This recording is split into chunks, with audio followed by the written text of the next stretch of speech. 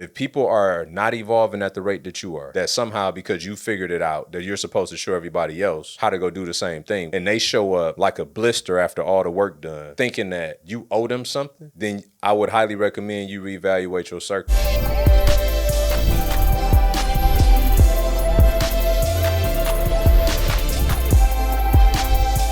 What's up, good people? Welcome back to another episode of the Believers in Business podcast. I'm your host, Brian Adamson, and today y'all in luck. You know why? Because I'm about to free some of y'all today. Oh, I'm going to free some of y'all today with this conversation because this one been burning. It's been burning. And why it's been burning? Because it's little that bothers me in life, but lottery-minded people, victim-minded people, that bothers me a lot. Why? Because it's nothing worse than somebody that's unwilling to participate in a rescue mission. It's nothing worse than somebody unwilling to participate in a rescue mission. So here it is, people come to you and they want you to help them. And for those that know me, can tell you B is one of the biggest philanthropists. I love to give not only to the church and the kingdom, but in general, right? I really enjoy helping people. I think it's one of the primary reasons why God blesses us with excess so that we can be a blessing to others. So that's not what I'm talking about. I'm talking about the people that show up wanting everything for nothing. I'm talking about the people that will tell you, I would love to invest in this thing to make my life better, but right now I ain't got the money. I ain't got the money is a lie. I ain't got the money no more is the truth. You had the money. You may have, you right. You know what? You right. You ain't got the money today. But yesterday or the day before, you had the money. But you spent it on the things that you found to be priorities. Some of that hopefully was rent, mortgage, or car note. And some would say, B, mortgage? Oh, yeah. It ain't just poor people that don't participate in their own rescue mission. It's middle class people. Hey, real quick, are you operating at a level 10 in your life? Do you want to? I'm talking about a level 10 in your finances, a level 10 in your health and wellness, a level 10 in your marriage and your family life. Like excelling in every single area that's important for you personally and as a business owner. Because if you anything like me, you probably figured out, unless you have every single important area of your life firing on all cylinders, you still don't have success. Like I've been rich and miserable. I've had seasons where my health was compromised, which made the money not so important all of a sudden. I had seasons where my marriage was challenged. The money ain't so important all of a sudden. But here's what I figured out though. There is a world that exists that you can have your faith, your fitness, your finance, your freedom, and your family life firing on all cylinders. And if you don't want to be like the status quo and live a life at a level 3 and be mediocre, then I got just a place for you. It's called Believers in Business. It's a phenomenal community with like-minded individuals who all seek a level 10 life. And in there, you're going to get the tools, the resources to be able to excel in every one of those aspects of your life and in your business, as well as get business coaching to help you to continue to persist and grow your business so that you can have not only the financial success as a 6 and 7 figure entrepreneur, but that you can have holistic success. If that's you, click the link. I promise I'm out your way. Get back to the episode. It's a reason why over 52% of Americans that make $100,000 a year in this country live in paycheck to paycheck. It's not just poor people, it's poor-minded people. Because poor people think that the purpose of money is to go to work and pay bills. Middle class believe that the purpose of money is to go to work and pay bills, but also to get credit to buy things in advance of having the money. And then rich and wealthy people think that the primary focus of money should be to use that money to make more money and then allow that money to then pay for your lifestyle. It's the rich and wealthy way. But the majority of this country, and not only just this country, but this world, constantly living over leverage, and they really going to work to create money to give it to everybody else but themselves. Just let that breathe for a second. Most people, not only in this country, but in the world, go to work to make money to give to everyone else but themselves. They give it to the credit card companies, they give it to the mortgage companies, they give it to the travel agents, they give it to Louis and Gucci and all the other Uchis. They give it to the bar, they give it to entertainment, they give it to everything but themselves. And that's a whole nother conversation for another day because I just had a detour of thought. But the part that I really want to focus on and the part that I want to help free some of y'all from is understanding that it's not your job or responsibility to help those that's unwilling to participate in their own rescue mission. It's borderline disrespectful to ask somebody to do something for you that you wouldn't do for yourself. Now here it is. You know your money tight. You know you got more bills than money at the end of the month. You know if you was responsible enough to put it on the spreadsheet, it probably would accurately depict that. So how is it that you still manage to entertain yourself? How is it that you still manage to drink what you like to drink, smoke what you like to smoke, eat what you like to eat, go where you like to go?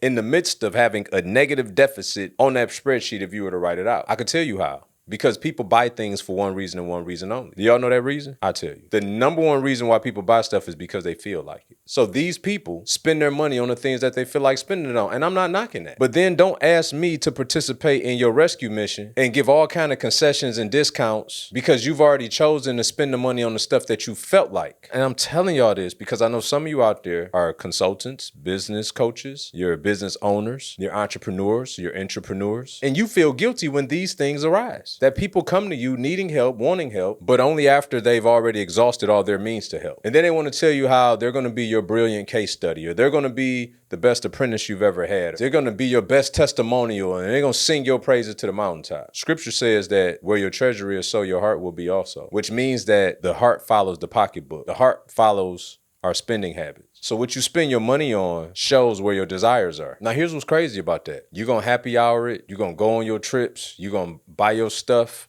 You're going to do your thing at the expense, in some cases, of them bills not getting paid. Or if they get paid, not getting paid on time. Y'all know the cycle. I pay my mortgage late, but before it goes into default, I'm going to pay my rent before it goes into, the cycle. That's how you make it appear to have more money throughout the month, although you know legitimately you're upside down by $1,000, $1,500, $2,000. But you know how you put this on this 45, 50-day payment cycle, all the rest of it. Ask me how I know. Some of this stuff I used to live shamefully. But one difference between me and others that used to live like that or currently live like that is that same energy I put into nonsense, I've also put into myself. If I'm going to be in a position where I'm going to have to be late on a bill, or I'm going to have to be maxed out on my credit cards, or I'm going to be in dire straits for a little while, you best to believe it's because I'm investing in myself at a high level. It's going to make me very uncomfortable, as well as my spouse and family in the interim. But when I do this and when I become this, I'm going to be able to do more, have more, and everybody that took the sacrifice will be the direct beneficiary. Oh, but we know that's not the normal thing.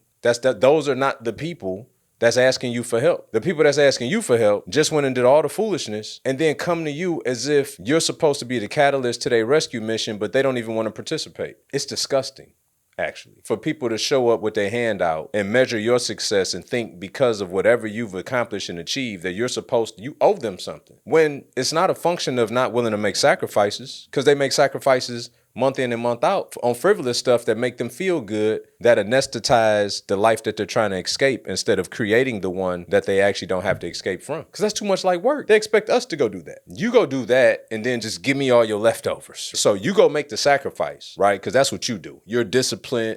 You're committed, you're focused. You go make the sacrifice so I ain't got to make none. That's essentially what they're conveying. You go make the sacrifice so that I don't have to make any. That I can keep doing all of this nonsense and then still get your overflow. I'm here to tell you that don't work. You know why it don't work? It got nothing to do with your ability. It got nothing to do with your excess. It got nothing to do with your overflow. It has everything to do with their mentality. That mentality is not a recipe for success. It's a recipe for disaster. It's a recipe for more of the same. Even if I showed you how to make more money, your issue is not that you got a money problem. You got a knowledge and behavior problem. And if that don't get fixed upstream of whatever I'm going to show you is going to be in void. It's just going to give you more ammunition to hurt yourself further, more ammunition to hurt others around you more, because that's a mentality and a behavior issue that has to get fixed first, because people will only behave consistently in what they believe. And if you want to take that time to pour into somebody that's willing and able, that's one thing. But to think that throwing money and resources at somebody with that type of broken behavior, mentality, and belief, you're wasting your time, energy, resources, and money. Scripture tells us don't throw pearl to swine for a reason. That would be throwing your pearls, casting your pearls to swine. Those that couldn't appreciate it even if they knew where to start. And I know some of you are burdened by this. Some of you have success guilt. Some of you have survivor's remorse. Ask me how I know. But the truth is, if you look at Mark 6:4-6, Jesus said that a prophet is not without honor except for in his own town and his own land amongst his own people. Said that he was amazed at their lack of faith and could only heal a sick few. What does that mean?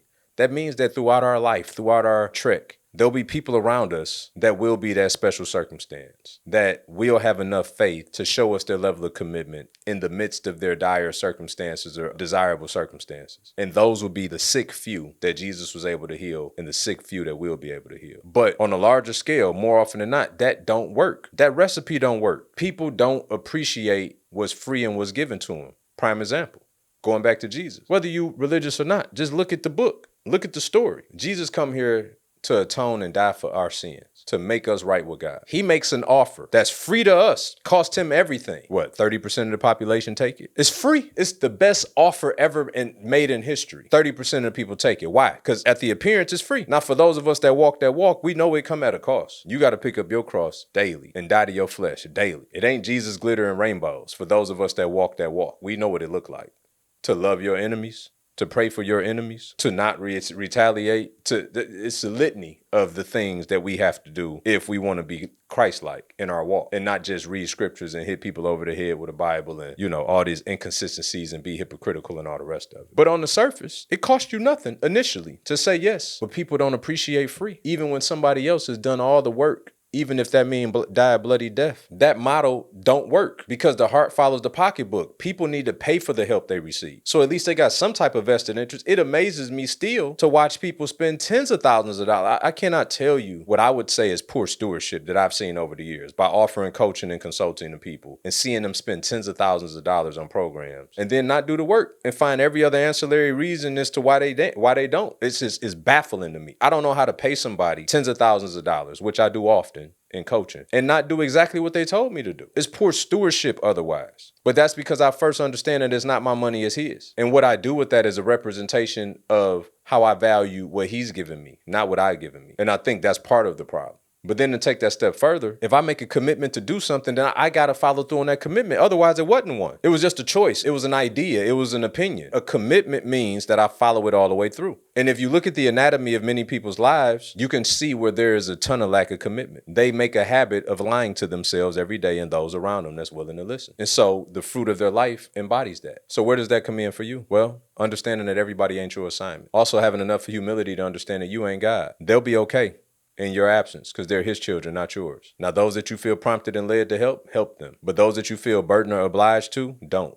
They're not your assignment. They're somebody's assignment. They're just not yours. And 3, understanding that if they're unwilling to participate in a rescue mission, then there isn't one. Show me some type of vested interest. Show me that if you're going to put yourself in dire straits, that you're willing to do it for the right reasons, not the wrong. Show me that you got enough discipline that you can stop doing the things that aren't feeding your future and start doing the things that are. Show me. Because here's the thing. Nobody will waste your time like somebody that don't value theirs. And I'm talking about nobody. You want to find out how to waste some time? Go find somebody that don't value theirs. You'd be amazed at how they could waste your time. You didn't even know time could be wasted in such a sort. Because when you're serious about life, you don't play with your time. And because you don't play with it, don't let nobody play with you. I don't care if it's your sister, your cousin, your aunt, your mother, your father, your best friend. If people are not evolving at the rate that you are, and they got this distorted view and idea that somehow because you figured it out that you're supposed to show everybody else how to go do the same thing when you've made investment after investment, sacrifice after sacrifice, and they show up like a blister after all the work done, thinking that you owe them something, and they're not willing to even so much as offer to invest and pay you for your time and your knowledge and the sacrifice and the losses you've endured and all those things, then I would highly recommend you reevaluate your circle. Because not only are they out of pocket for asking you to do such a thing, they also don't appreciate what you already done. It ain't your job to slow down to make them appreciate it. It's your job to value what you already done and make sure that you always appreciate it. But I think it's 1 Corinthians